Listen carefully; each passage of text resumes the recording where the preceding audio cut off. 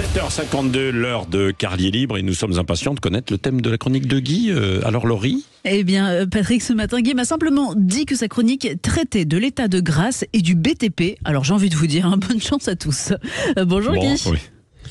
Oui, bonjour Laurie, bonjour Patrick, bonjour à tous. Non Laurie, ne vous inquiétez pas, il suffit d'un peu de concentration, même si la chronique est complexe aujourd'hui, effectivement. Elle commence dans mes toilettes où j'emmène mon smartphone pour regarder des vidéos stupides et inutiles. Vous savez, on fait tout ça, c'est un peu du temps blanc comme ça qui sert à rien. On regarde des vidéos de chantier. Moi, hier j'ai vu le camion jaune.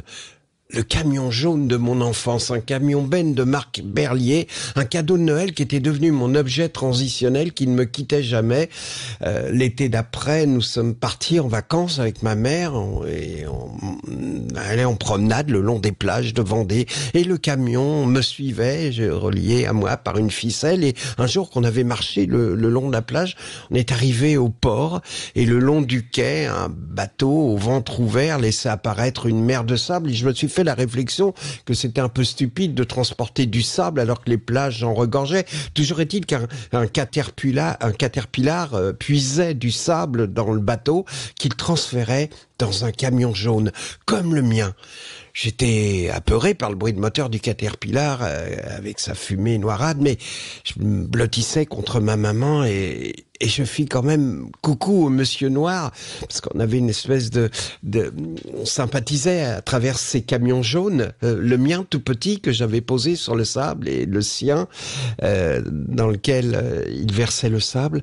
Alors il a répondu à mon coucou par un bref coup de klaxon qui m'a fait sauter de joie. Et puis à nouveau, quelques instants plus tard, un autre coup de klaxon, plus bref, comme s'il voulait attirer mon attention au moment où il enfonçait la pelle dans le sable du bateau. Et il a pris le sable, il a pivoté et s'est pas arrêté au-dessus de la benne du camion jaune. Il a continué son tour jusqu'à se trouver à la verticale de mon petit camion jaune à moi. Il est descendu tout doucement et il a versé avec une délicatesse infinie quelques poignées de sable dans la benne de mon camion jaune. Je sais pas pourquoi j'ai éclaté en sanglots. C'était probablement de l'émotion pure qui coulait sur mes joues. Un homme qui construisait des maisons, construisait un enfant. Ce jour-là, cet homme avait transcendé sa condition ouvrière pour devenir une sorte de dieu. C'était un pur moment de grâce. Sans transition, un autre moment de grâce, mais vous allez voir qu'évidemment, il y en a une de transition. Il y a 22 ans, précisément, le 29 novembre 2001, George Harrison, guitariste des Beatles, nous quittait. À cette époque, j'avais dans ma maison à la campagne des toilettes, encore des toilettes, au mur totalement recouverts de posters, de photos des Beatles, au plafond, sur la porte, face à celui qui s'asseyait sur la cuvette, donc une grande photo de George Harrison en Inde, prise sans doute à l'époque où les cadres de Liverpool suivaient l'enseignement du gourou Maharishi, concepteur de la méditation transcendantale et qui fut le premier, un pionnier, il fut le premier à accepter le paiement des cours de méditation par carte bleue. Je me souviens d'être assis dans mes toilettes face à George Harrison, juste après avoir appris son décès à la radio, et j'ai pensé, un type comme lui ne devrait jamais mourir. J'étais envahi par une immense détresse, et puis, soudain, un soulagement total me envahit mon cœur, mon corps, mon esprit. Vous allez penser qu'un lien spirituel entre Harrison et moi-même expliquait cet état de grâce.